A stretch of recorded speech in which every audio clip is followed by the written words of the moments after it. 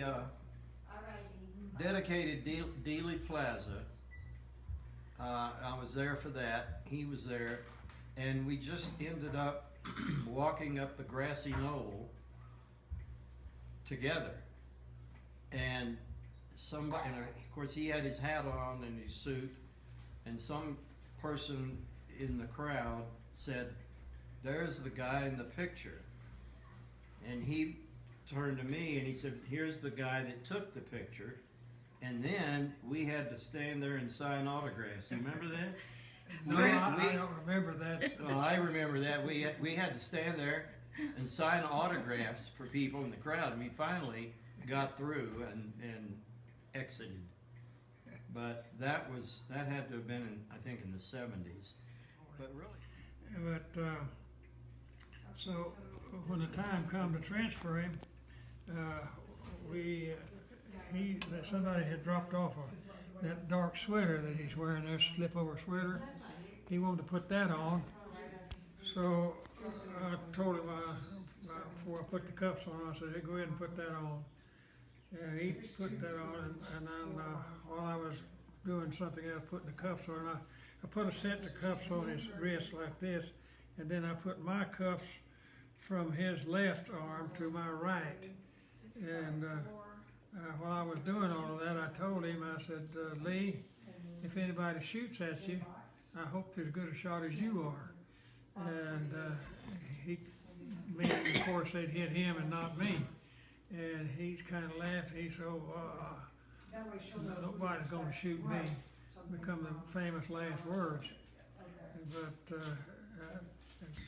so when we walked down, as I walked into the jail office there where they were gathered, the first thing I saw was Ruby, not quite as far as that corner there from me.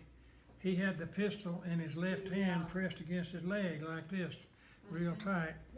And what he did was just switch it over like that when he got ready to shoot. And Mustang hanging. so I reached over and grabbed him by the shirt, by the shoulder, before he pulled the trigger on him, and then I turned him loose because L.C. Graves, hold your hands up here, and that other one. He had it up there like that. Well, this one had the gun in it, and he had slipped it over, and L.C. had grabbed the pistol like this. And you can't fire that pistol if you hold the cylinder because it's got to turn every shot. And so when I saw that Graves had done that, I knew I was safe because I knew L.C. would not turn it loose. And he become my hero that day, and I told him so after we left taking Oswald out to the hospital and checking him in out there. I told him, I said, "Partner, you're my hero today. If you hadn't grabbed that pistol," Ruby at the same time that he was doing it in this hand, he had his finger working back and forth on the trigger like this, and I could see all of that, and that's just as clear a picture in my mind today as this picture is right here, because I'm positive if Graves had not grabbed his hand there, and as you can see, I think, he would have got off at least one shot and maybe two. And it's a good possibility that I'd have got all of them because he was moving the pistol in this. And, but when I could rub that bullet around just like that under the skin, when I got to the hospital with him, the doctors were standing by because they'd been notified. And we rolled this